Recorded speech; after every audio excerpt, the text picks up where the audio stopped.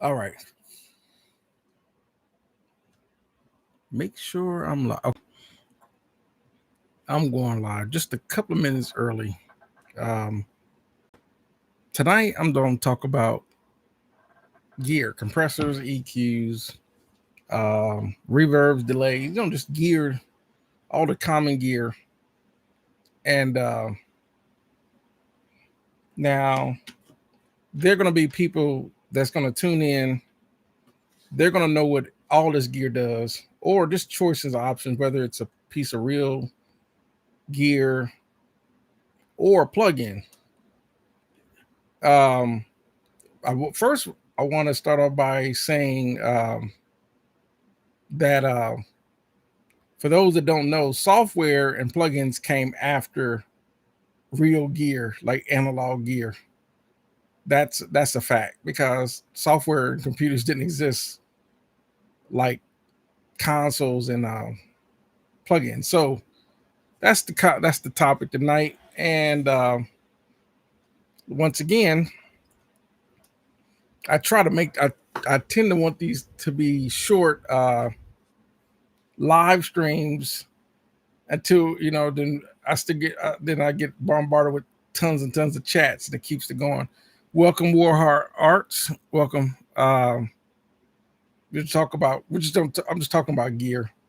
Reason being because I'm doing a tutorial part number 2.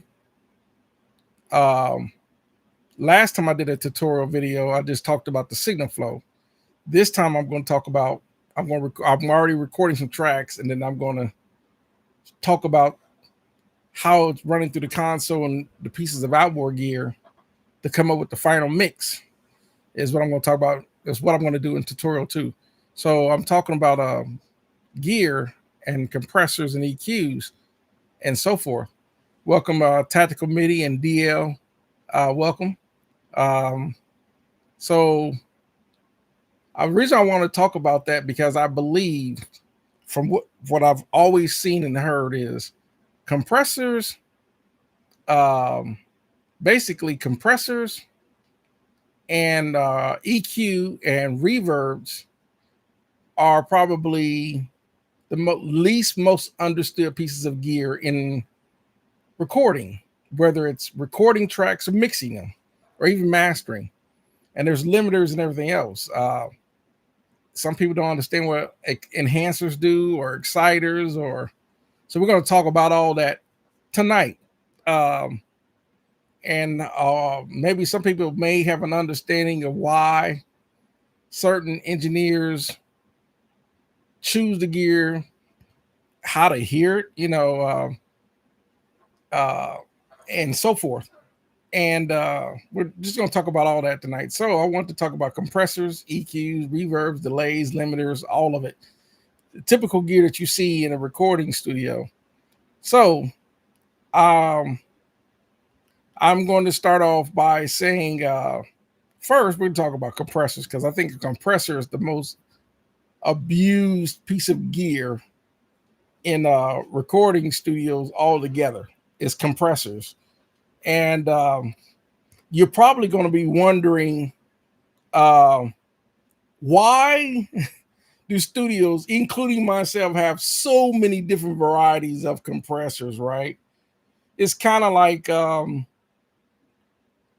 like, okay, well, I've seen if you are familiar with studio gear, you've probably seen the two most talked about compressors ever, which would be the Universal Audio 1176, which is a very fast, fast aggressive compressor. Then there is the Optocell, they call it the light bulb type compressor, which is the LA2A. Very common by Teletronics, but then UA acquired it.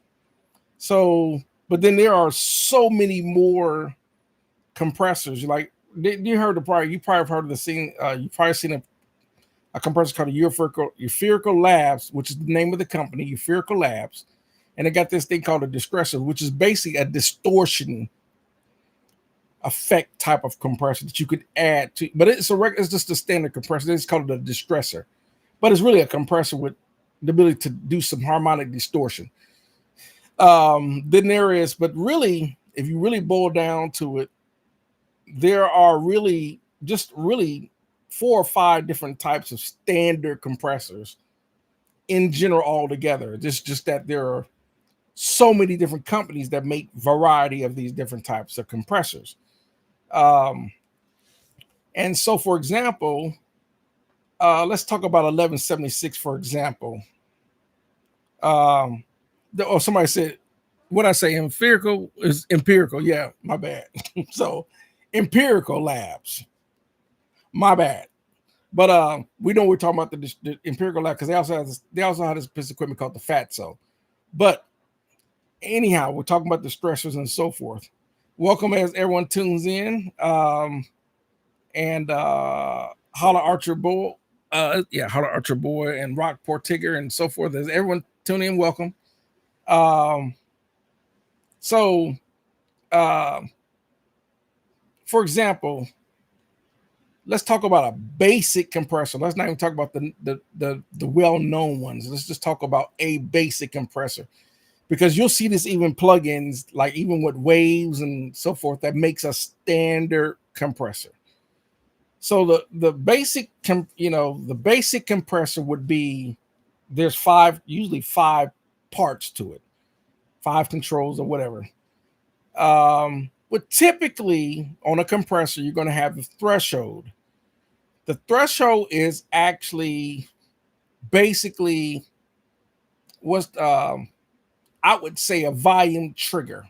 It's almost like whenever your volume of that signal reaches a certain volume that the compressor is waiting on, meaning the threshold, that's when it kicks in. But the user of that compressor has to set that. When do I want the compressor to kick in? That's the threshold. It's like a waiting control. I want the compressor, once the signal reaches negative 30 dB before unity, that's when I want the compressor to kick in. Some people want it at negative 20, negative 10, maybe at 0, so whatever the case. So they'll set the compressor based on that threshold. Once it kicks in, now it's a matter how fast, how aggressive I want the compressor to be.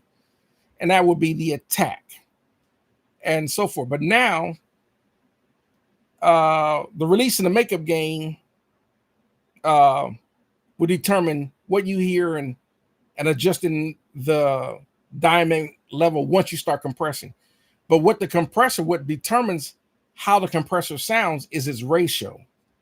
So a lot of times you'll have different compressors. Some compressors have set ratios like 1176 and LA2As and so forth. Then there are compressors that you can set the threshold whatever you want. It may be on a piece of hardware gear or in a plug-in or whatever the case may be. Sometimes you might be working with a digital mixer, whatever, that has it may be basically what we call a default type of compressor that goes with that unit or whatever. And it will have, you may be able to do 2-to-1, 3-to-1, 4-to-1, 5-to-1, whatever. But you always know the ratio is always a 1. But the first number is always divided by. And what that means is how many dB levels of going in, 1 will come out. 2 dBs of 1 will compress it down to 1. 4 dBs, which is a higher volume level coming in, will compress it down to 1. 5-to-1, 6-to-1, you get the the idea. Once you start compressing, the more volume that you have that you're used to hearing pre-compression will start to sound, as you give it more volume coming in to that one coming out. The more volume coming in to the one coming out will start to sound more and more compressed. Now, sometimes when it comes to that, like, well, when it's compressing, how much do I want to compress and how much do I want that compressor to release the sound so I can hear it? That would be your release. And then a lot of times it will bring the volume down. And so you'll bring the makeup gain to bring the volume back up to a listenable volume, right? Those are the standard key functions of a compressor, right? So 1176 is fixed. 1176 I did. Okay, he said isn't fixed. No, I never said it was. I said 1176 does have ratios. You have 4-to-1, 8-to-1, so forth. Because I got 1176s on my Then you got modes on it. Some compressors have um, more control than that. That's all I'm saying with the 1176 versus other ones. Some like my 3630s, you can do 3-to-1, 4-to-1, whatever, wherever you want to adjust it. You can do whatever volume level you want or whatever ratio you want. 1176s have fixed. They are, they are fixed. He said isn't fixed. They are fixed. You can't do 3-to-1 on 1176. You can't do 7-to-1 on 1176. But you can do that on a 3630. You can do 7-to-1 compression if you want. So going back to what I was saying about the basic settings of compressors. So that is the idea. So now,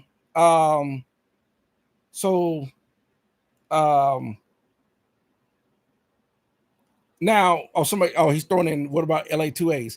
LA2As, it's like the more signal, it's kind of hard to explain an opto because it's an opto, has an opto cell in it. Basically, the more input and the more signal it sees, the more it compresses.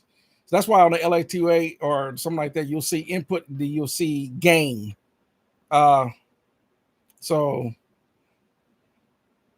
you said it was.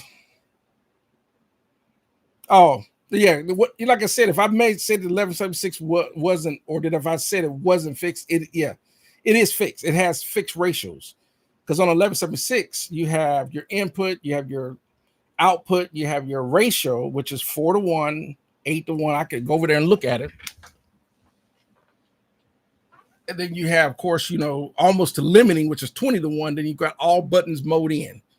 But you can't adjust the ratio. In other words, if you want 2-to-1 compression on an LA2A or 1176, you're not getting a 2-to-1 compression on a 1176. You're not.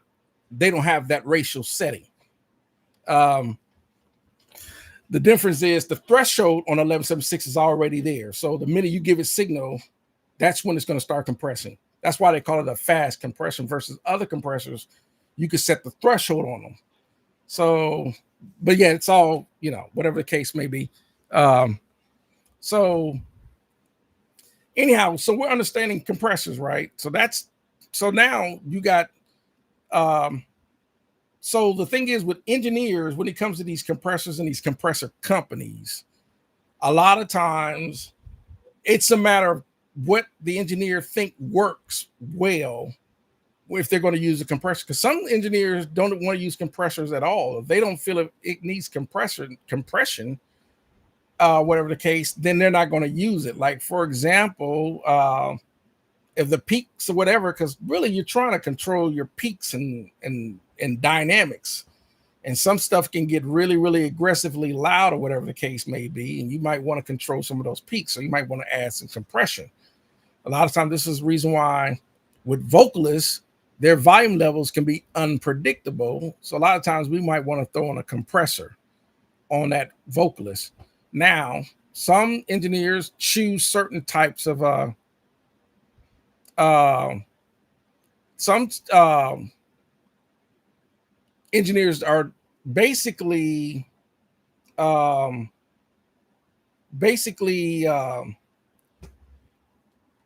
let me see here, because Holler Archer Boy got a lot to say right now.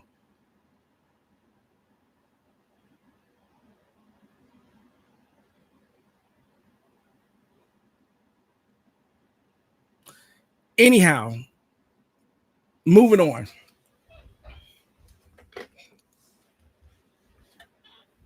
All compressors have options except for like an LA2A.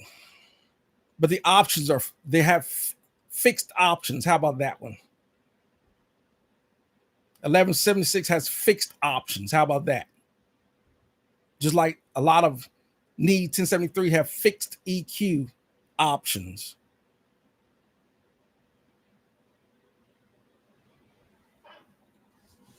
So I'm not here to let you throw in, because Because if not, I'm going to mute you.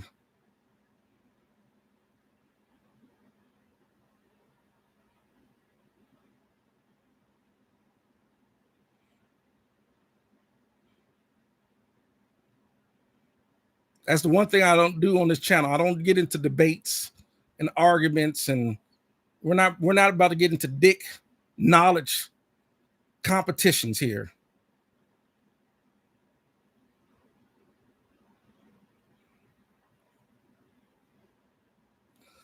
So anyhow, moving on. So basically, when you look at your compressor, whether like if I grab my, and I'll pull up, because I pulled up one of my Pro VLAs out of my channel, out of my rack. I pull like one here. This is my Pro, right?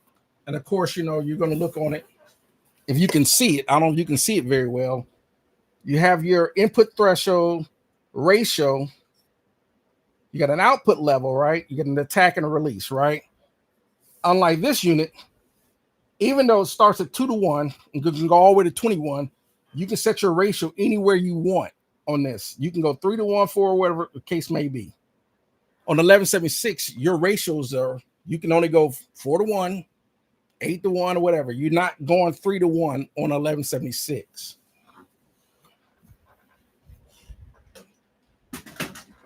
But the point is that some compressors give you more options and more control than others, just like my 3630, or even in the plugin, they give you more controls or whatever the case. So an engineer will decide how much control and which compressor he thinks he wants to use, he or she wants to use on a piece of gear, a signal, whatever case, bass, guitar, whatever the case may be. They're going to decide, what's the best option and what actually sounds good as well. So that's basically why. Thanks, Maddie. You said we all understand. It's all good. Yeah, appreciate it. The one thing I just, I get when people want to input and they want to say this, but when we start getting into these, I don't need that. Because if you understand, like if I make a critical mistake, but then we get into this, if I sit there and it's like with the 1176 and I can go back and I got them on the rack, my 1176s, none of them can do 5-to-1. My ratio is going to go from 4 or it's going to go to 8. There's no 5-to-1 on 1176, not even on the plug-in. So, but anyhow, that's all I'm saying. But moving on, the same thing with EQs. With EQs, equalizers, right? Of course, we have some EQs that are passive, EQs, then there are some EQs that are fixed. We like to call them notch filters, right? Or whatever the case may be. And then you can also set the, whatever you want to set the shelving. Do you want to set, how do you want to set the bandwidth? Do you want to make it, or whatever the case may be? One thing, and I had some, I talked about this last week. I use cheat charts sometime on why you would want to boost or cut certain EQ. I used to wonder all the time about when I was around a lot of engineers, why they would always talk about frequency and the amount of dBs that you're cutting or boosting. Like they would say something like, I got this vocalist and I'm going to cut about 300, right? Or I'm going to boost about 1.5K or whatever the case. And I'm like, why do they always, and that was, I'm going to boost about 2 dBs of 1.5 or whatever. So EQs, I was like, okay. So I started doing a research on EQs and like, oh, and it made sense. I've seen sometimes where people would do EQ and you can actually have the intentions of, let's say you're going to boost 2.5, right? 2,500 hertz or frequency. And you only needed to boost 2 dBs of gain on that frequency. But sometimes people might go 4 or 5 or 6 dB gains or whatever, and they can boost it too much. And that could be the difference between making it sound musical and making it sound, bad in the mix or the recording. Uh, Same thing with reverbs. I think the only thing with reverbs is that um, the pre-delay setting the decay um, and so forth uh, between um, setting your whatever the case may be um, on the basically the how you want the reverb, because reverbs are really emulating rooms you're in. They had to use real rooms at one point, but then they start got into like reverb units, digital reverbs and so forth that you get in racks and plugins and so forth. So now you don't have to have all these stairwells and having these chamber rooms and all that now. And they used to put speakers and microphones in those and to get the effect of this reverb sound. But now reverb and rack units and plugins can do the same thing now. But that's a misunderstanding. Same thing with delays, delays and so forth. And they would have these different types of delays, slapback delays, ping pong delays, and so forth. But those are probably some of the most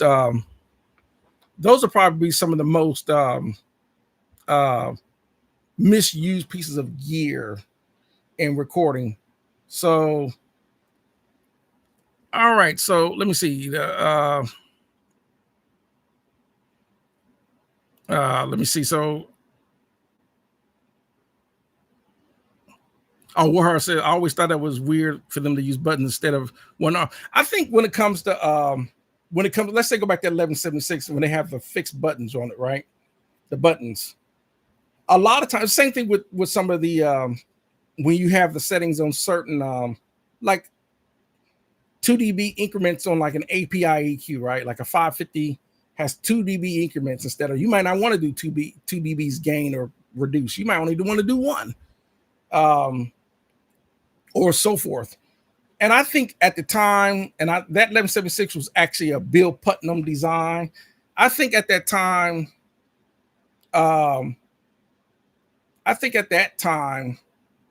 when they would do those sets like that, like 4-to-1 as an example, or maybe jump from 4-to-1 to 8-to-1, they probably figured those were the most ideal ratio for compression. But for me, jumping from 4-to-1 to 8-1 isn't always ideal.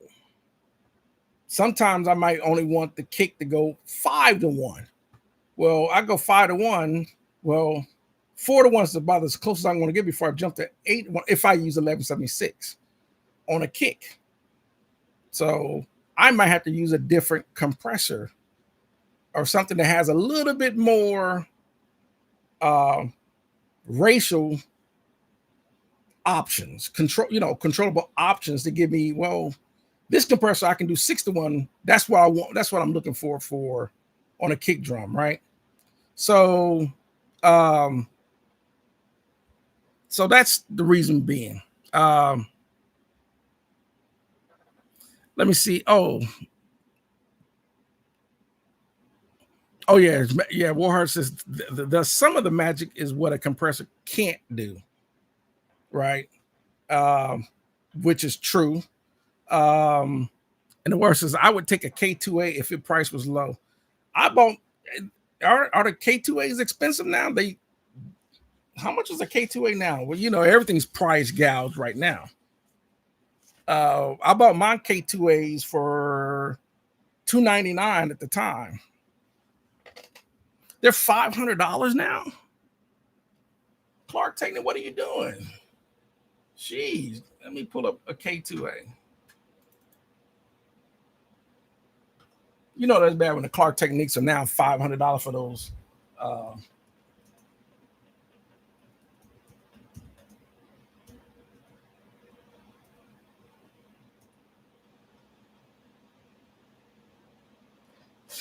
Wow, $489. Well, here's Alta Music. They want, wow.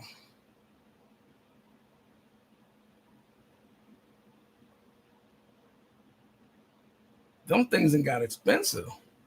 Wow, you guys are right. Those things are expensive now. They weren't. Well, like I said, I've had mine for a few years now. So she said, I guess tubes ain't in. You know, if I'm not mistaken, I think the Lin 2As. I got two Lin 2As down here. I have to look them. I'm not sure if they got tubes in them or not. I can't remember.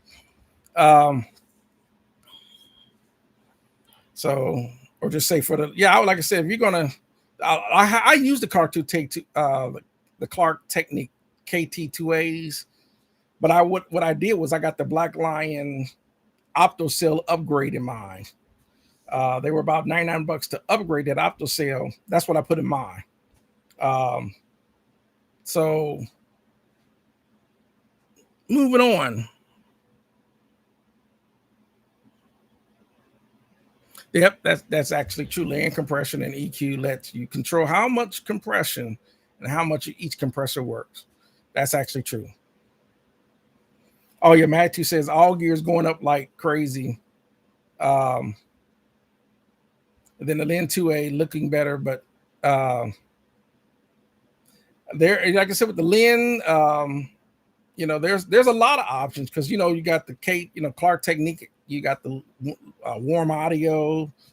There is the Lindale Audio's version. There's Stam Audio. There is who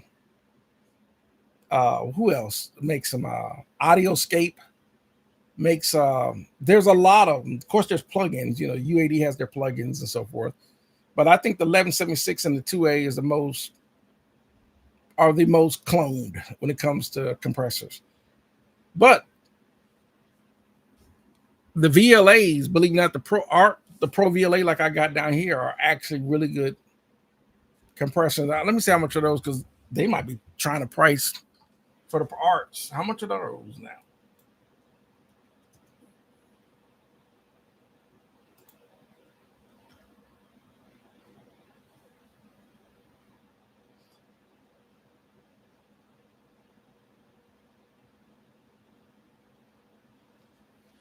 That's crazy. Those Art Pro like that, like I got, Z Sounds is charging $690, well $600, unless you get one used on, from Guitar Center or Reverb or something like that. That's crazy how much they want for those Pro VLA compressors now. Because when I bought mine, brand new, they were only $299 by Art. Now they doubled in price. Ridiculous. So, wow. And have I don't know if y'all ever thought about that, but have you ever wondered why? Because there are a lot of people believe in working in the box, right? They believe in I'm just going to use an interface, and I'm just going to record into the DAW, and I'm just going to use nothing but plugins. So you ever wondered if a lot of people, if they were hoping maybe there are a lot of plugin companies, like everyone knows about Slate. Slate is big on basically in the box. That's why his system is like it is with his Raven and so forth, of just using nothing but plugins. And his thought process that the plugins are going to work just as good as the hardware gear, will sound just as good, will work just as good, and so forth. But there are a lot of people out there that are still like, no, there's nothing like the real gear. So it makes me wonder. It seems like even all the clones are starting to slowly creep up in price. So I'll just kind of get your thought process on that as well. Just what do you think on the price of gear? Would you do like I do? And I always use a lot of outboard gear. I use it in combination with plugins and the DAW. But for me, I got spoiled working on actual real gear. So I'm spoiled that way. Just kind of what you thought. What are your thoughts on it? So Okay, so let me read some more comments. Warhol Art says Lynn, the two are looking better by compare. The Lynn, like I said, I bought mine. I got two of them. They were only $3.99. I said, if you're looking to get them, if your budget can, if you can squeeze in to get one, maybe two, I would get them right now because I think the Lynn 2As, once a lot of people catch on to the Lynn, Lindell Audio products, they're going to shoot up in price. Because you notice the Warm Audio started cheaper for warm audio gear. Now warm audio gears, averaging $700, $800, $900 a pop, for a lot of their gear. Almost $1,000. You think about $1,000 for a piece of warm audio gear. $999, whatever. He's like, well, I might as well. And then of course there's the other company like Audioscape, Stam Audio, there's Ventec Audio, there's Heritage Audio, and so forth. Unless you want to do the hairball audio thing and it's a do-it-yourself, you build it yourself. But I think even hairball, I can't speak, hairball audio, I even believe that they are more expensive now for their do-it-yourself kits. Because I think 1176 kit by Hairball Audio was only like $4.99. Now I have to look at it now, and let's see how much a Hairball Audio 1176 kit would cost now. Let's see here. Hairball Audio. Google must be listening because it was the first thing that popped up on my search. Makes you wonder if the computer is listening, right? Let's see. Do-it-yourself products.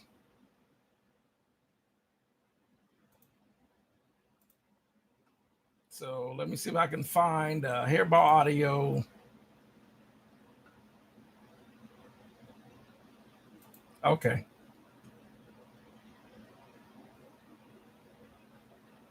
Yeah, the blue stripe is now $650. I think that thing was $4.99 a few years ago. Yep, they're $650 now for those kits. For a complete kit. A partial kit is still $5.95. You might as well for $650 for the full kit or $5.95 for part. You might as well spend an extra $50 and get the full kit. But still, I keep bumping his mic. But a full kit is still a better option than spending $3,000 on an actual Universal Audio 1176, right? So, okay, let's see. I made some. Okay, Warhorse says I got a Digitech dual tube driven VCA stereo compressor. That's interesting. I would like to check that out. I've seen that. I never got a chance to check. I never got a chance to really look at it closely because I have the Digitech vocal harmonizer in the rack, but I never looked at any other Digitech gear. So I would still say, even though the price of a lot of these clone companies and so forth are starting to creep up in price, they're still a way more cheaper option than buying the actual gear that they're cloning, right? Like an actual LA2A or an actual Pultec or an actual 1176 or whatever. Those gears, you're still is a way more affordable option. So let's see. There is, see. Oh yeah, War says I totally recommend most people work in the box, but I'm hybrid for life. Like I said, it depends on if you want to use gear. Like me, I started on gear, so that's why I have it. I prefer to work through a console and work. That's me. I prefer to use real gear, but the plugins, I would say probably half the music is done with just nothing but plugins. Dave Pensado is a big user of plugins, and so is a lot of Grammy award-winning mixing engineers use nothing but plugins. I think Michael Brower just switched to just going to nothing but plugins. So, but me, I like the old way. It's just me.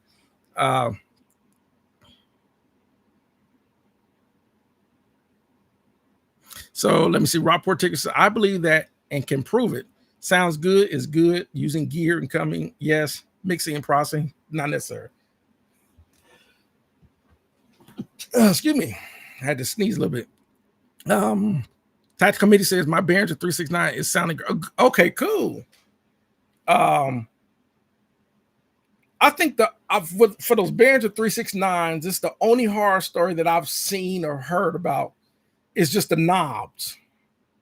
And I can say that with Behringer gear and the knobs, which has always been their issue because I got a couple of the Clark Technic, which Behringer owns, and one of the knobs is iffy on it. So, but I've heard as far as the way they sound, a lot of people have zero complaints with those Behringer 369, which has motivated me to get one because I think I'm gonna get that Behringer 369, which is emulating the Need 33609, and I also think about getting the SSL bus compressor, but I might get the warm audio bus compressor and just switch between the two as my master bus compressor. So even though I use the SSL bus compressor plug-in, but I want the real gear.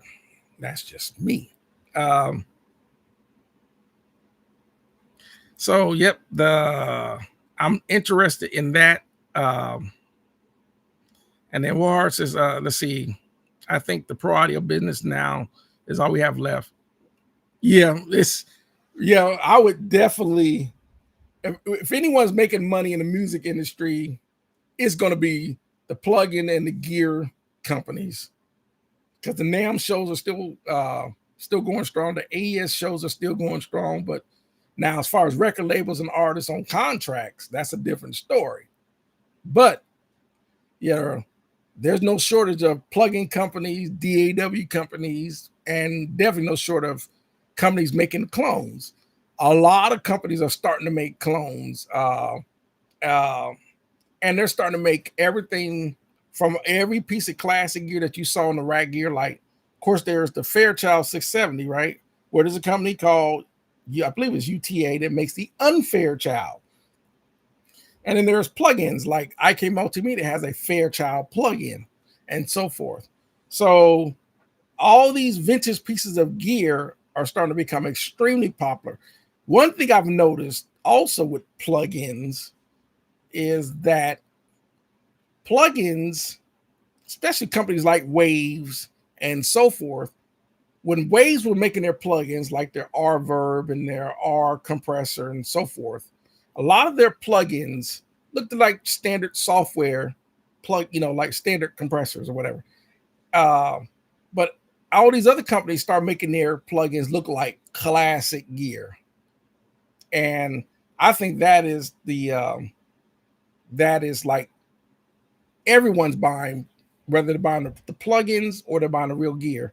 That's going to look like any of the ubiquitous gear that we saw in racks and studios. That's so forth. The only company that are still making their own looking plugin that doesn't look like a rack gear would be like Fab Filter, whatever the case. Their plugins still look like just an EQ software plugin. Doesn't look like any gear that goes in a rack.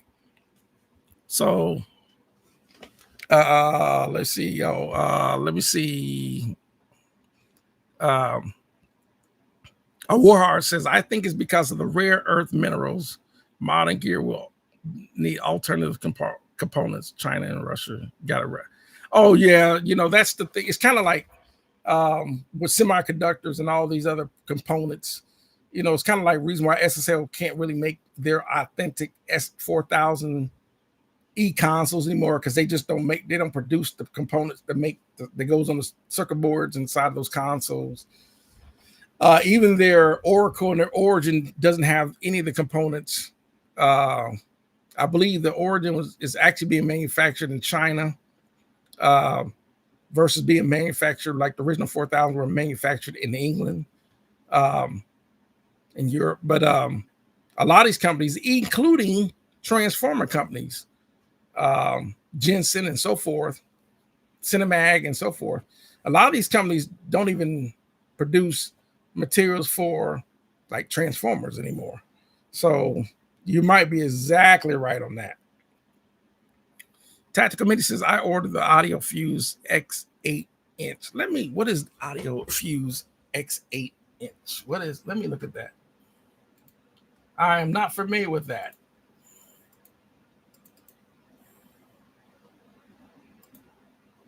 So I'm going to type it in. Audio Fuse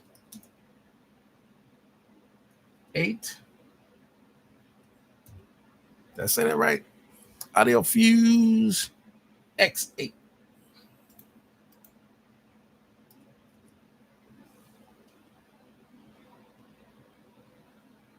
Expander converter.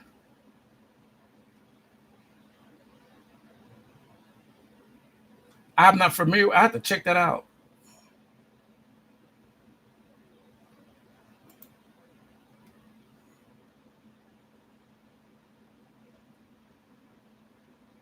Oh, it's an 8-channel preamp expander. Okay. I do more research on it, but okay. Let's see here. Oh yeah, Warren says, yeah, I'm not quitting my day job. Yeah, I would. Even recording studios. This is the reason why a lot of recording studios are shutting down too. They can't make the money. There's some of these recording studios that would have like 4 or 5 control rooms and live rooms.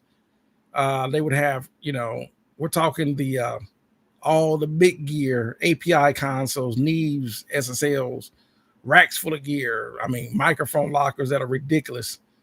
Back in the day where they were getting Mariah Carey and Boyz II Men clients and so forth like that, that was a common thing.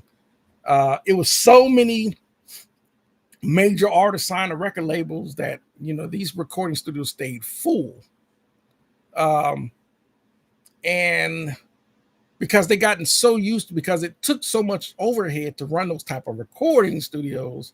We're talking staff of 20 to 30 people, that's $1 million in staff that you're paying, but when they're not getting that kind of money, for artists to book a studio, it's time to start selling gear, shut down, whatever the case, because most of your independent artists because they don't have a label, probably can't afford a $500 an hour studio. So yeah. So what R says, I understand Lindale makes a new EQ like the solid state Pultec units. I got them right there. If you can see it right there where my finger is. Those are Lindale Pultec style EQs.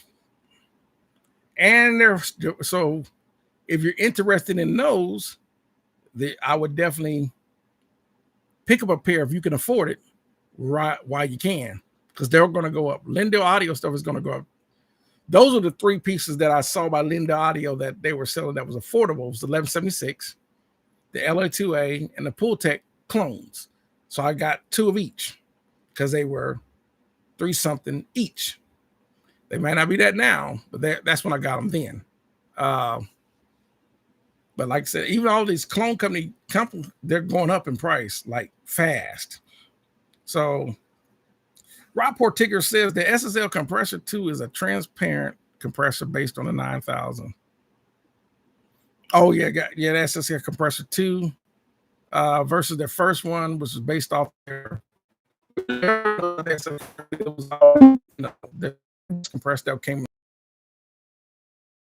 6000E and so forth. Iconic, probably, I don't know, probably thousands of artists that if an engineer was using SSL, he probably used an SSL bus compressor. You've heard it on millions of records. Is that SSL bus compressor?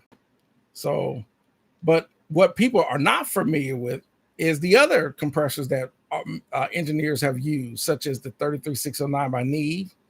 There's also the API 2500, I believe, API 2500 compressor as a bus compressor. Yeah, I believe it's API 2500. Yep. the API 2500 stereo bus compressor. A lot of people say with the API 2500, it was a little bit too aggressive on the API.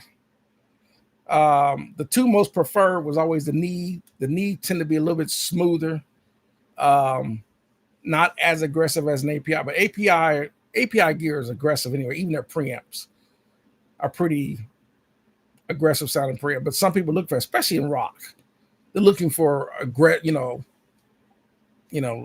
was known to be like API gear is known for the rock, versus knee was known for the smooth, full, warmer, like R&B or big band or that kind of thing. And then SSL was because SSL is using transformers and stuff like because they're solid state, right? They were more to be a little bit more of the cleaner of the two. So, and when it comes to those, but there's also other companies like Helios, there's Audient, MCI, and so forth. Let's see, what else did I miss?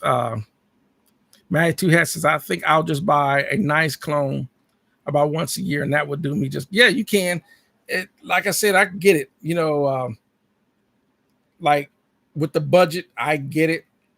Like for me, if I was still married, you best believe I wouldn't have half this gear. Everyone knows when you're married, you cut whatever case. But because I'm not, because I'm divorced, so I don't have to ask permission on a piece of gear, but I'm also a bargain shopper. I'm not scared to buy a piece of gear used. So if I see let's say I see a distressor and I see it for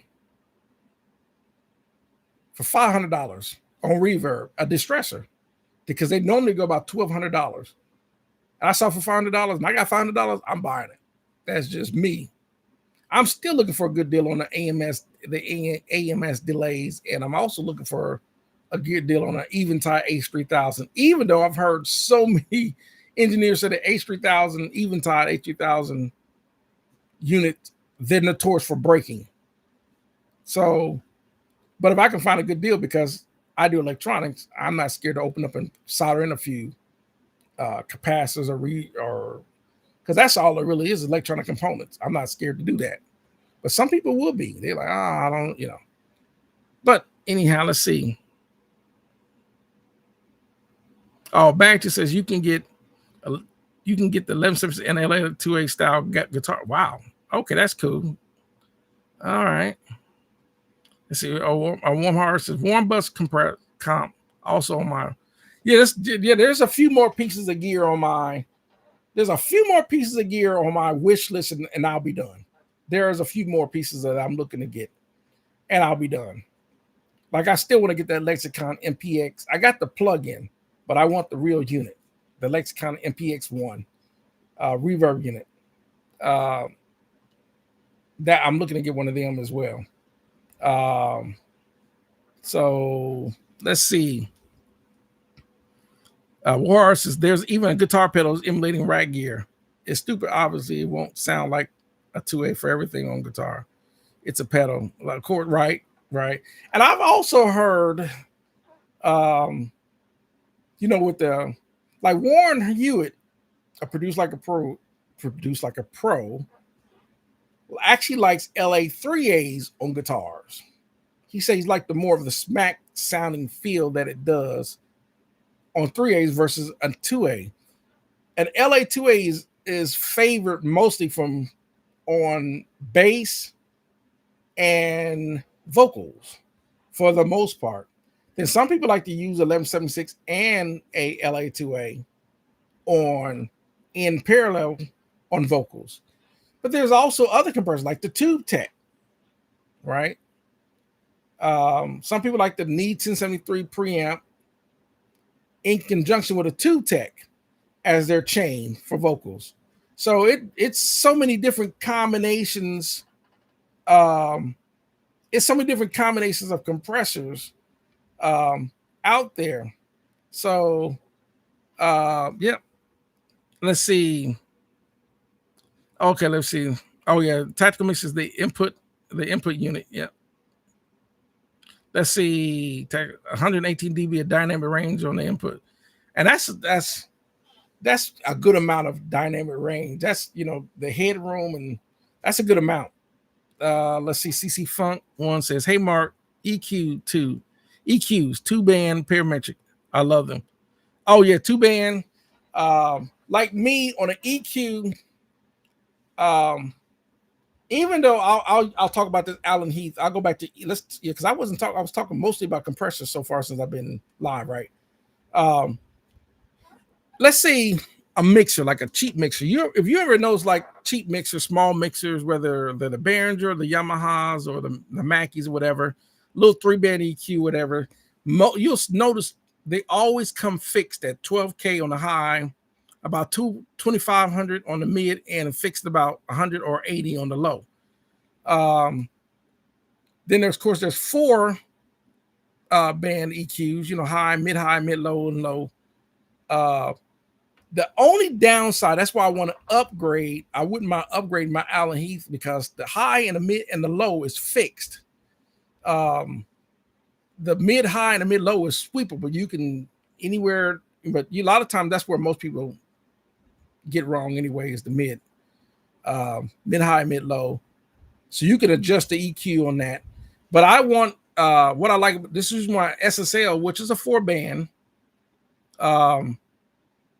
I want my console to be adjustable like that. And of course, the Allen Heath 4000, unlike this 3800, the 4000 or even the Allen Heath ML 5000 has the high, the mid high, the mid low, and the low band are actually, you can adjust the EQ on that.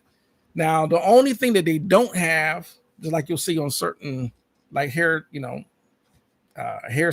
consoles or whatever, SSL has more control on their EQ. This is the reason why it's so favored with engineers, because they got a lot of control on their EQs. But I would prefer a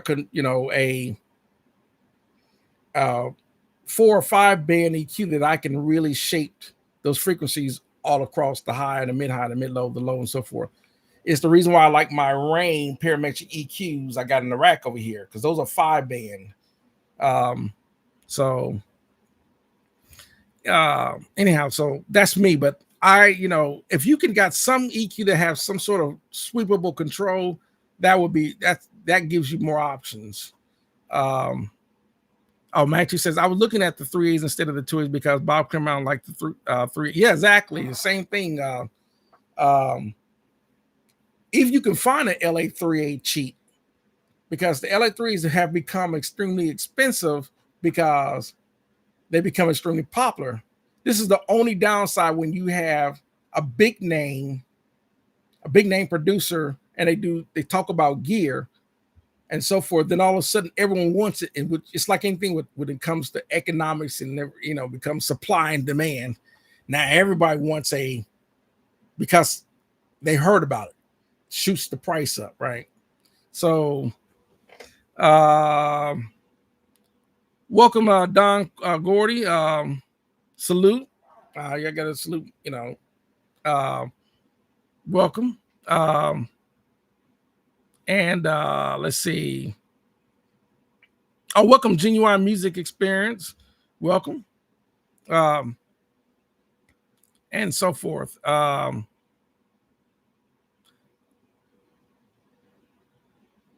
yeah, let's see. Matthew said there's always a model above one. You got, yep. War says my Soundtracks Topaz has a 4-band EQs, sweepable, low, mid, high. See, I wish my console could do that. Even though the high and the mid low, it sounds musical, but I just wish I had more control. That's the only downside to that Allen Heath, that version. Had I known, I probably would have, instead of getting a 3800 like I got, I would have got a 4000, because all 4 bands are sweepable. But for what I paid for that console, I couldn't pass it up. I couldn't pass it up. So, um, so let's see. Golden Age makes it LA. I thought they did. I might look into the Golden Age. 3As. So, yep. Warhard says when a huge star tells one story, everyone runs out to buy that. It's kind of like I'm. If everyone saw, like, for example, if anyone that follows Warren Hewitt, a Produce Like a Pro, and you know when he does the studio tours and he starts talking about gear in the rack, it starts endorsing that gear, especially when he talks about a piece of gear and how he's used it and what it does and how he loves the setting and so forth. You know, with Warren Hewitt, I think Warren Hewitt has over 1 million followers or whatever the case. You think about how popular that piece of gear is going to start shooting up in popularity. Warren Hewitt talked about this piece of gear and what it made it sound, guitars, whatever. I'm going to get that, you know, that's the effect. Or you've seen YouTube review videos on pieces of gear, and or if somebody might do a review, like I can do something like this Pro VLA, right? And I'll go something like this Pro VLA and I'll do a video and I'll say, have a video, I'm going game changer, right? These things were cheap because I did that video on YouTube. Now, when they were going for about $299, now they're like $600 because of that video, you know. So it is what it is. You know, what can you do about it? That's the only downside to review videos is they will shoot the price of pieces of gear that was you know, everybody wants it now. So, and of course, that's the object of what these companies want anyway. Welcome, the Woody Tile. Welcome. If I butcher your name, I apologize. I'm not trying to. So, oh,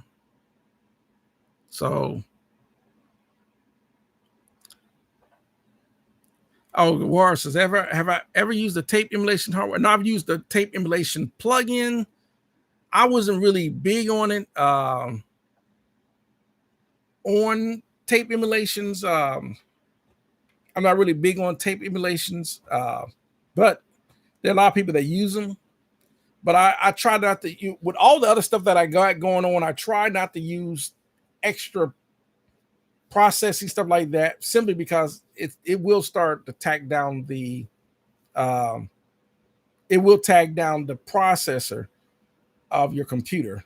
So I wouldn't mind seeing if there's a hardware tape emulation hardware. I believe who was making a tape emulation hardware. I believe, I don't know if it was Dangerous. I think Dangerous. So they said just call me Dave. All right, Dave. Like I said, I don't like butchering people's names, so welcome, Dave. Let's see. Warren Hughes got no problem selling stuff for his retirement. You remember at one time too, Chris Loyalty was selling the extra gear, and so it almost got to the point where people like Chris Loyalty going out of business because he said no, he was just selling extra gear. He's not selling his gear. Chris Loyalty can't do it anymore. He's going to always work on a console, like his SSL console, and he's going to definitely work with his rack gear, right? Bob Clearmountain the same way. People that it's almost like you are going to be, once you're used to something and you do the workflow of that, you're not going to change because it works and you're comfortable, you're complacent. So it's kind of like if someone starts doing this and they started with plugins and they're successful, they're going to say, I don't need the need for having a bunch of outboard gear. I got plugins. That's just the way they started. But I'm like, a lot of people like, because you start buying it's very costly to buy a lot of cables and a lot of outboard gear. That gets expensive quick. Versus me going on like Plugin Alliance and buying a plugin bundle for like $149, right? And getting like 60 plugins or whatever. So, Max says they make the tape emulation hardware 500 series. So I don't have 500. I wish I had started investing in more 500 series. I'd never thought about 500 series until within the last 2 or 3 years. By the time I started looking at 500 series, I was like, I didn't got so much 19-inch rack units. I just never decided to buy a 500, the box to put 500 series in there. I might do that, but because 500 series are definitely way cheaper than buying actual 19-inch rack units. But, Genuine Music Experiences lost a sweet deal on a GL 2400 416 4 bus the other day. Texted another, didn't want to ship. Talking to one about a 14. Okay, gotcha. WZ, but the matrix mix doesn't have an extended. Oh, gotcha. So might with something more custom. Gotcha. Okay. For people that don't know, and I get it with these Allen and Heath consoles and so forth. I'll tell how I got mine. I paid $400 for my Allen and Heath. It's a 48 channel. Of course, has 10 auxiliaries, has 8 bus with of course there's 8 matrices. I paid $400. This console, if you don't know, this console weighs 150 pounds. Okay. And I paid $400 for it. And how I was on eBay like everyone else, it said $400. But it also said to ship was freight charge. The freight charge was going to be cost way more than the actual to ship that joker, then so forth. And so I contacted them. The console was actually at a church in Mississippi. And I was like, well, I'm in Tennessee. I could just come down there and I'll just come pick it up. It was about a 5-hour drive. So that's what I did. I went down there, $400. And actually started off at $1,400. But he was trying to figure out how much he's going to charge for the freight. I think the freight would have been $1,000, whatever, because it's just big. And I said, well, that's how I kind of said, well, I'll drop it down to $400 if you're willing to come get it, because their church went from analog to completely digital, and that's how I got it. So a lot of people said that's the deal, That's if you were in the market for an analog console. I was in the market for an analog console, so that's how I got it. I went down there, every channel worked.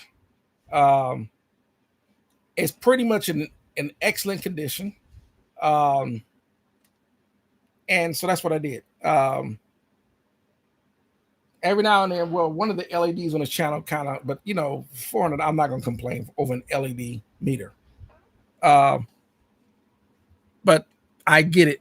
But that's how I am a bargain shopper like that. If I come across even if it takes me to drive 4 hours to go get something that's only going to be $500 with normally $3,000-$4,000, I'll drive for it. Plus, it's a road trip for me. So that's how I got that. So Warhard says 19-inch racks look sick though. Yeah, it just, especially with all the lights going, when you got signal running through them all. It's just something about it.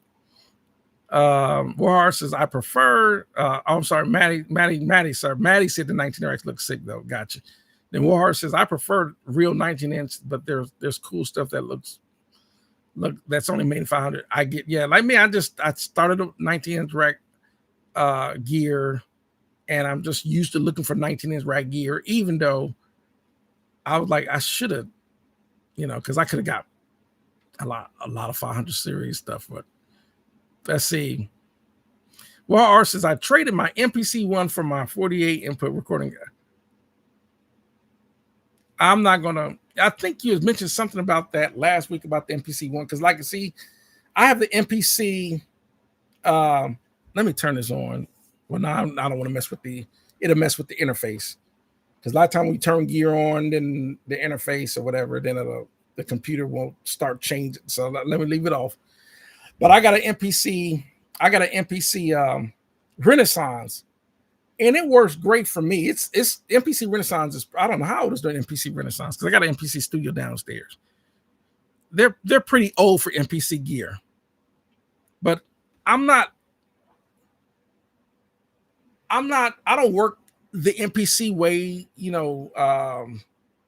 like I'm not like Young Guru, who's MPC dominant, and that's how they do a lot of their creations through MP. I work through DAW, so the MPC is not, having the latest MPC is not important to me, because this MPC, along with the MPC software that I'm using, works perfectly great for if I want to create beats or whatever. This way works absolutely perfect for me. So my thought process is that it's like I was thinking long and hard, because I'm a keyboard player. People don't know by trade. If anything that I do well out of everything I've ever done in my life is I am a keyboard player out of everything. And of course, Yamaha just launched the new Mod X M series keyboard. I got 20 synthesizers in this place. I have no more room for keyboards. I took 2 of my keyboards to my church. So now I got about 18 of them. I just don't need any more. I'm trying to make room because I'm out of room. But they're going to keep launching, keyboards. And I have a Roland Phantom EX, and I have the Motif, and I got the Cronus, and I still got older ones. I still got Roland Phantom G's and the Triton Studio here and all these other boards. But the needing to have the newest, if what you already got is working well, there's really no need to really upgrade unless something new has features that you want that what you got don't have. That's the only time I would upgrade. But I am looking to get the Montage M keyboard. So now let me see.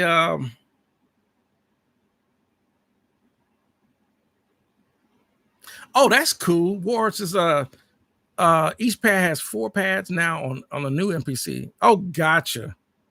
Oh, okay. I need to look into that,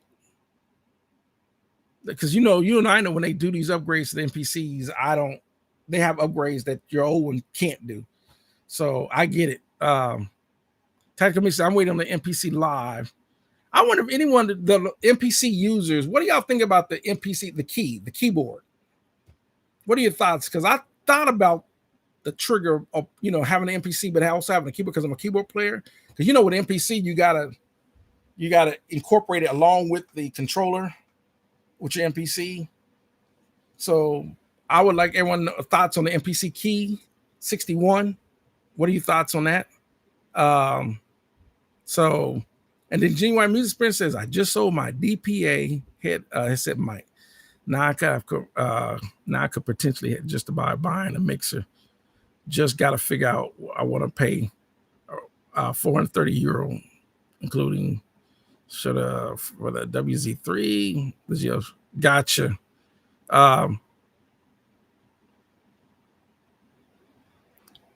For not being inline is okay. Yeah, like me, my MX8000 is an inline console downstairs, but this one right here is, because it's actually technically a live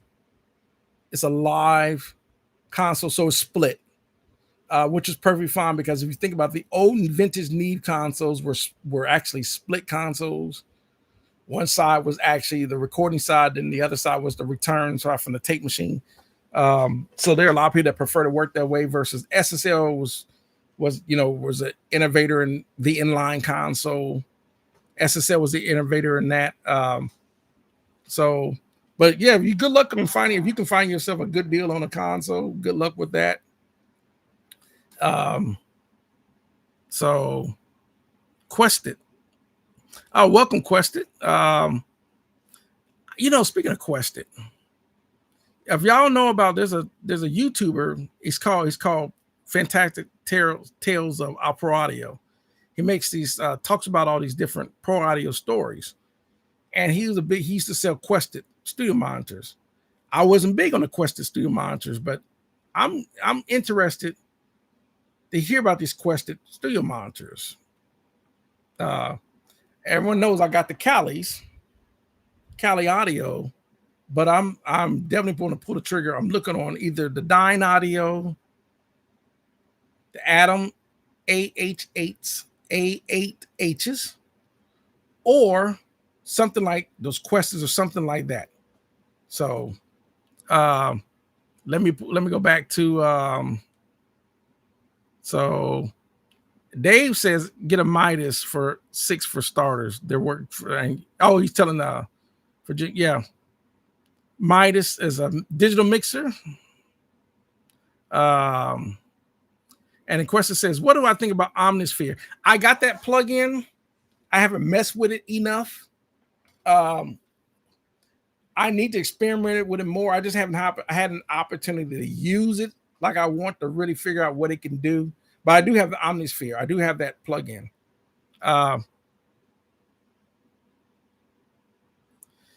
Matthew said, I bet you can play 1 or 2 boards the most out of the whole collection. Believe it or not, out of all the boards, because put it like this, I'll explain why I got, like, for example, the Ensoniq. I got 4 Ensoniq boards. The first board I ever got, pro level board, was my Ensoniq SQ1 Plus. Because it was one of my first pro boards is why I still got it. It still works great. I also got the Ensoniq MR61. But I also wanted, because I have the Ensoniq KT88, because I always wanted a TS12. So I got a good deal on it. I only paid $300 for the TS12. It's for nostalgic vintage purposes only. But as far as the boards that I play the most, because I used to play my Triton Studio and my Chord Trinity and my Roland XP80, I used to play those but now that I have the Roland Phantom, I play that, my Motif, and my Chord Cronus, and my Roland Phantom G. Those are the 4 boards I play the most. So the Roland Phantom EX, which I got downstairs, all those motherboards downstairs, the Chord Cronus, my Roland Phantom G, and my Yamaha Motif, I play those the most. So let's see. So Warhorse says, I want a keyboard with lots of sounds and simple UI. I would say, if you want something it depends on if you're into keyboards, and you have the budget. The biggest bang out of all of them would be the Roland, the Phantom. But some people would say the Montage, some people say the Cronus. The Cronus can be a little, because the menu diving on it has a lot of menu diving on the Cronus. But because I understand chord boards, I can navigate the Cronus. The Montage and if you get used to the Montage and the screen and how it works, you might like that layout. But the Roland Phantom can do a lot. So, and they sound good. So Tactical Mix says, I'm running out of memory and CPU quickly on the MPC Live. Oh, gotcha. Like I said, I just do everything within MP software on, so. CC Funk says, what is that Behringer board behind? This is called the Behringer. This is a Motor 61. So what is cool about this board, what I like about it, Behringer, when they thought of this concept, is if I come out, let me close this out. Quick Google. Let's say I go into I'm gonna go into Logic Pro, right?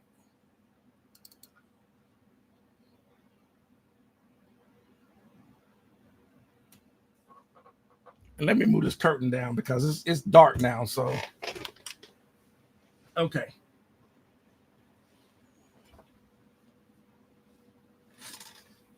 If y'all probably saw that the sliders just moved.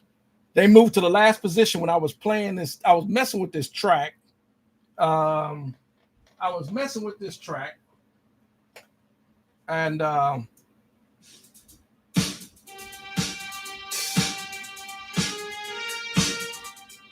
was in Logic, right? So the fader's gonna move because they got automation and all that. So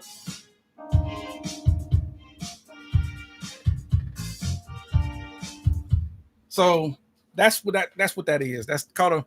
I wish all my like I got a Torio Key Lab. I got three of them. A Key Lab here. This is the this controller is the M Audio Control 49.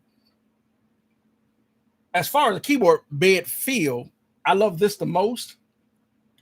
But the concept behind this, I wish all the other controllers, because they have motorized faders and they move and they do automation and all that. I wish all the controllers had that. Most controllers don't do that. So that's what that is. So let's see. I missed a few more things. Oh, Dre says, welcome, Dre. Did I miss Dre? I meant to welcome Dre. He says, yeah, I have the MPC key 37. And I have loves a ton of expansion, but it does have its limitations, such as 2 gigs of RAM. And so I use it together with Gotcha. Cubase, which I use Cubase. I don't use it enough, but I was playing with my Cubase. I was playing with my Cubase DAW, and that DAW is off the chain. I need to get into it more, just like I need to get in Reaper more. So let me see. So genuine music experiences. I was thinking of getting some racks instead of like the Focusrite ISA, or some 500 modules. I can see also I have 100 modules. Gotcha. Like I said, with the 500 series, I kind of wish I invested in that sooner. So I didn't. So, oh, how is I'm gonna get to welcome Hebrew Chili. The key 61 is good for MPC lovers. That's keyboard players that has a lots of sounds, but the sounds don't hit as hard as the more expensive keyboards. The key bed feels like my old. Gotcha. In other words, the feel doesn't feel like a pro board, even though it gives you sound. But I gotcha. So you probably be better off with an MPC and just using, like, if you want to use those sounds like the Montas or the Rolling Sounds, you'd be better. I gotcha. Okay. Gotcha. Okay. And Tactical Mix says, how's the Kali audio working for you? You know, I like these Kalis really a lot. I was using 2-way monitors forever, but these are 3-way monitors. Let me tell you, now that I can switch to these Kalis, which is making me, that's why I'm really going to pull the trigger on some Dyne Audios. These Kalis, if you're looking for a really good set of 3-way studio monitors and you don't want to spend a lot of money and you want to get really good sound in studio monitors, the Kalis they're worth it. Every bit of it.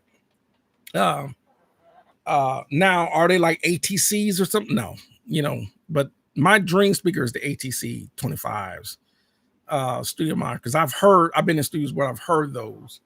But am I disappointed with the Kali? No, I love them.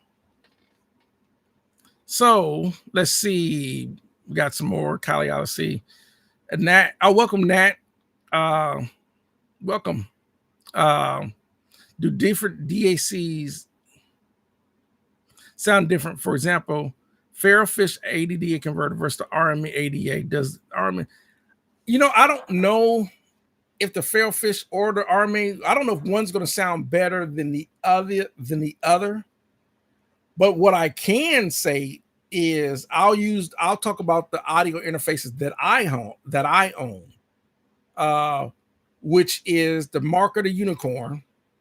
I have the 896 HDs down here. I have the Mark of the Unicorn converters downstairs, but also in this other rack over here, I have the Antelope Orion. And let me tell you, when I got the Antelope Orion,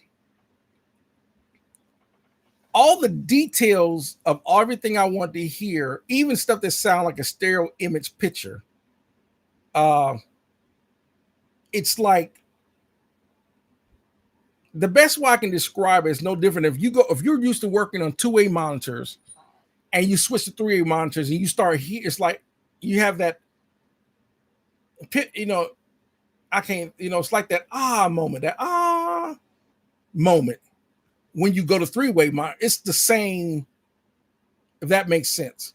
Now, converters, whether they're the Fairfish or the RME, or even if it's a Burrow, Antelope, Market Unicorn, Focusrite, or whatever, the converters and most of these audio interfaces today, because computers are running 64-bit systems, I don't think you're gonna hear a big amount of difference in the process, between the conversion.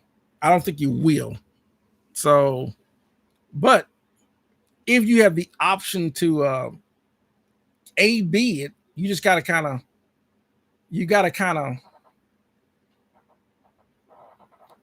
kind of basically decide what do you like.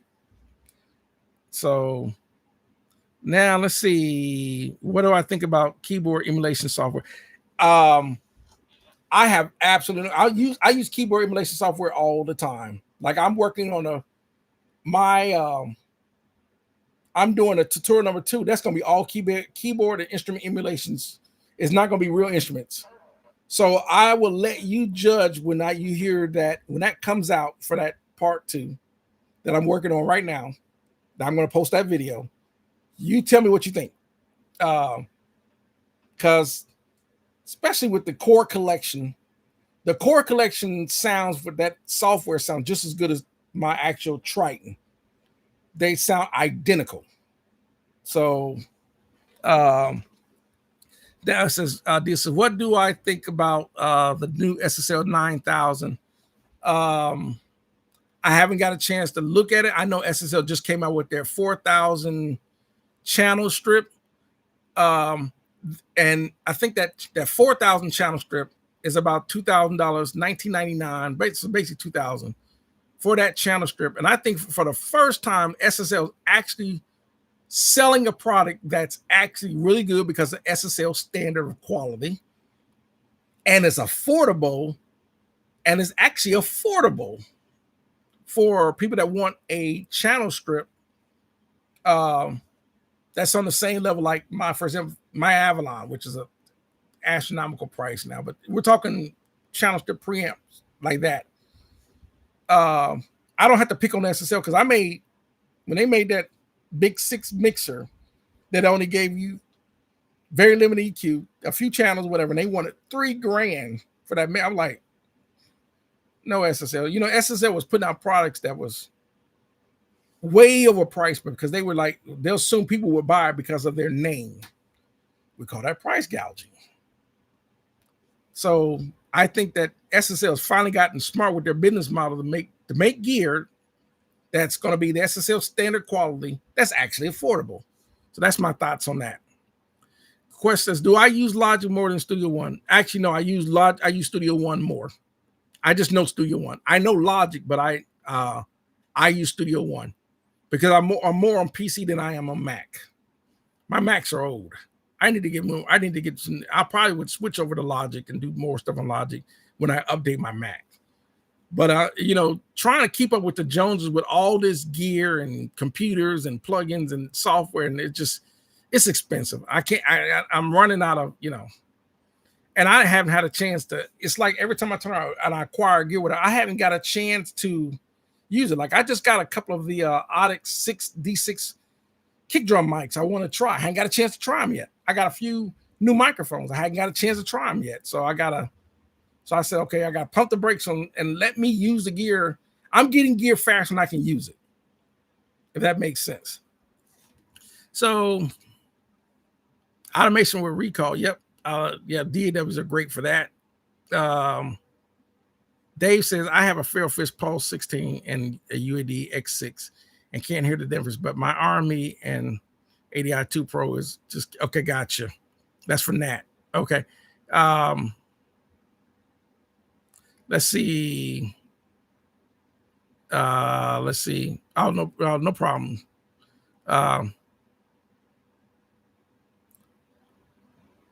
Okay, let's see. Tactical says, by the way, MPC Live 3 has USB audio that can turn into my PC. Gotcha. Okay. Everyone was talking about the MPC 3. Like I said, they was like, you get the new MPC, but like I said, I don't use my MPC Studio or my MPC Renaissance enough to get the newer MPCs. I just don't create that way enough on MPC enough to really dive into the MPC workflow.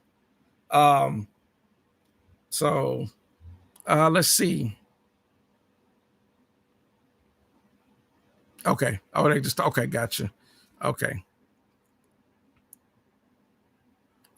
That's what I'm going through my software. It doesn't make sense for me to buy outboard gear unless, like I said, you only outboard gear. I would put it like this: outboard gear, anything like outside the DAW, like let's say you pretty much can do everything. Like let's say you have software like Reason, right? Reason Studio software. Reason Studio software is an all-in-one, self-contained. You can do everything. It has your instruments in it, has all your everything you need, and it will recognize third-party plugins. You can do sequencing. It has all your sounds, everything, and you can make absolutely amazing music with it. But hardware outboard gear is gear that if you want it, it's like people that want outboard gears. It's a choice. A lot of people have outboard gears because they want it. They just want to run it through outboard gear. Like me, I want it. I like the way it sounds. I work that way. But working in the box and creating in the box and so forth, there are people that I got a tiny setup in my dining room that it has no outboard gear. Well, I'm lying. There's a little mic pre and a little mic compressor. Other than that, it's just a interface. My interface, my Arturia Keylab controller, some studio monitors, and that's it. That's it. And you can work completely that way in the box that way. So yep, he says whatever, it all works. But because I've been around studios that have consoles and outboard gear, I like consoles and outboard gear. And it's the reason why 90% of recording studios, I'm talking about the commercial ones, have a console and outboard gear. So let's see. Yes, RME is for the mastering. UAD and Feral Fish is mixing and summing. Dangerous. Yeah, two bus. Gotcha. CC Funk says, somebody said, are you going to get rid of your MPC Live 2 now that the 3 is out? Oh, okay. On YouTube. He says, no. Like me, I don't have an MPC Live. I just got like I said, the only one I got is the MPC Renaissance, and I got the MPC Studio. But there are people that are into the MPC workflow and that they do stuff that way. There's so many amazing ways you can work. There's so many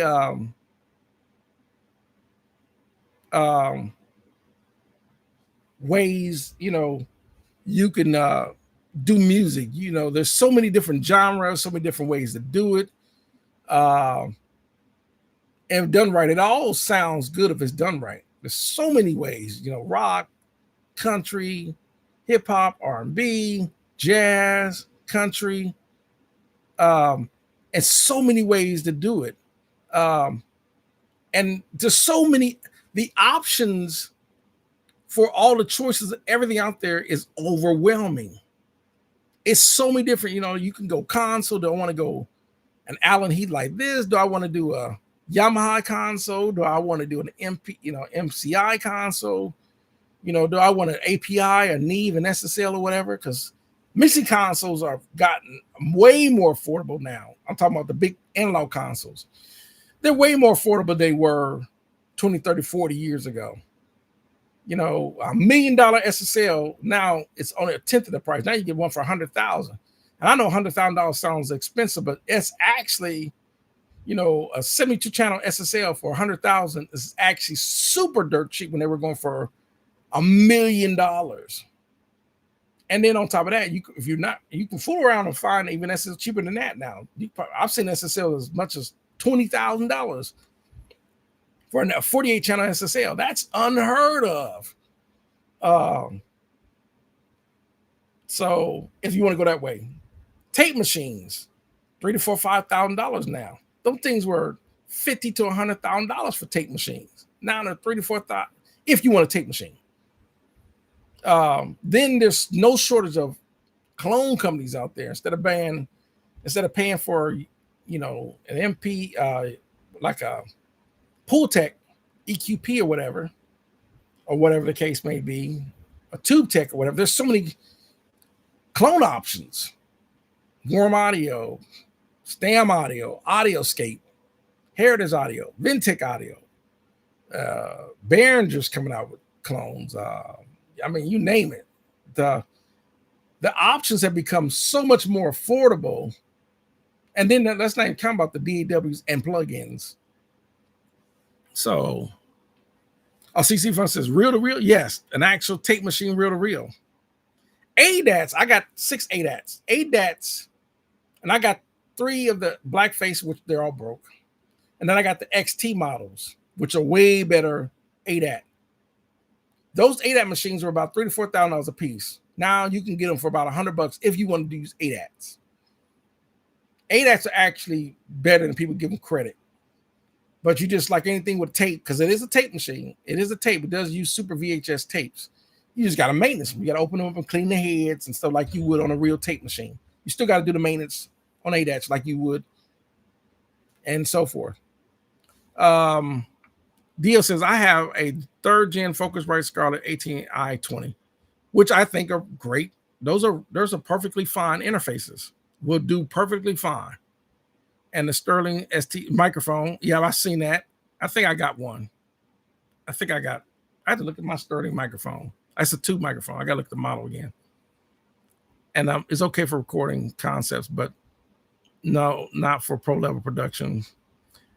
The only thing about the Scarlett, I would say about that Scarlett 18i20 is the preamps may not give you the color and the warmth. Like if you get an external, like you can still, for DL, this is what I would recommend.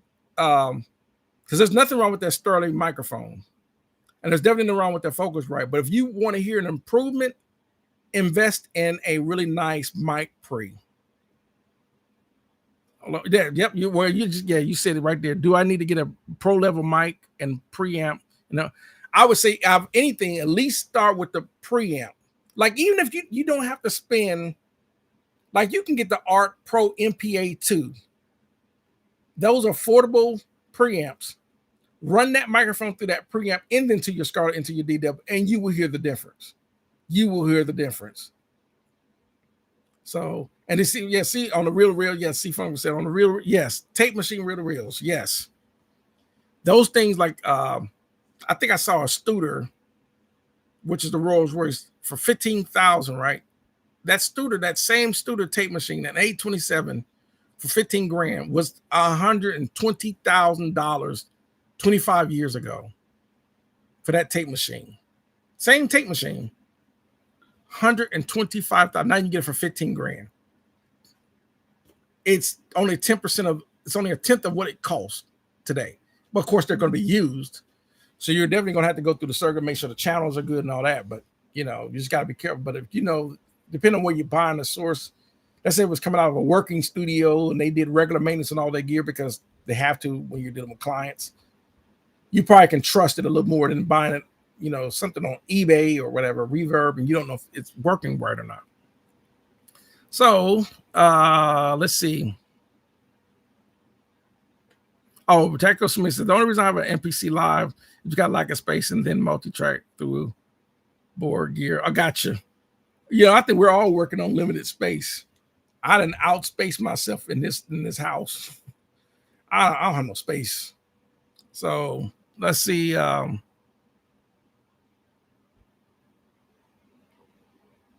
Okay, let's see. Dave says Stem Audio makes the best clone Pultec. They include the mid band and give you YouTube solids. Gotcha. I I've heard nothing but great, because there's warm audio, but everyone's, I've heard even with Audioscape. So welcome Zone Recording Studio. Oh, so it says Zone Recording says I go back and forth between API, Neve, and Harrison Prees. Love the Neve 1073 OPX. Gotcha. Like I said, when you're dealing with the big dogs, I don't think you can go wrong with the API or the Neve, or you can never go wrong with companies like that. They set the bar for that type of when they're dealing with gear. This is the reason why clone companies are making clones of Neve and API, and SSL and so forth. Where says the Neve, said the 573 is cheaper. I got you. Zone, of course, I use my 2-track real today. Love. And I've said this, and I'll say it again when it comes to tape and tape machines. In recording, when you have a console, outboard gear, and a tape machine, it's, to me, you come out with some of the best recordings ever, but, and I have to say a big but, I have to say a Beyonce or Nicki Minaj but. There is a big but. The only problem with tape machines is the ability to edit. If there was a way to get the tape machine and you could edit like you can in the DAW, game over. I would get rid of my antelope and all my interface, and I would go back to a tape machine with their hands down. If, oh, that's something popping up. That's audio. That's something popping on. But yeah, that's the only thing with tape. If I could record the tape and edit like I can in the DAW, tape machine all day long. But that's because that's what the music that I do. It doesn't necessarily mean that, people do hip hop. You don't need a tape machine for hip hop.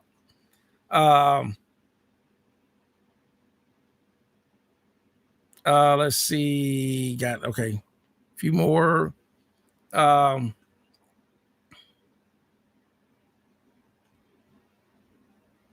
So let's see. Has anyone found stutter and glitch effect that is musical? I don't know.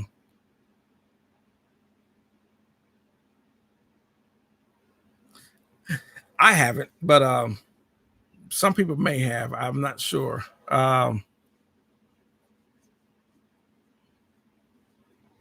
Okay. Okay, everyone. Okay, gotcha. So, it is now 8:30. Once again, I love doing this. I want to talk about, like I said in the beginning of the live stream, I want to talk about compressors.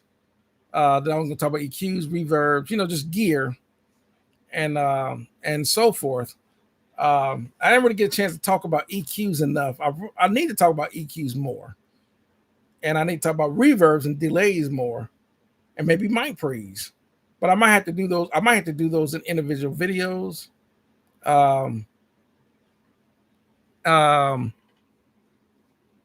Might have to do that in different videos, or maybe I might talk about compressors as a live stream, and then maybe next time we'll talk about EQs in a live stream. Then maybe whatever the case, who knows?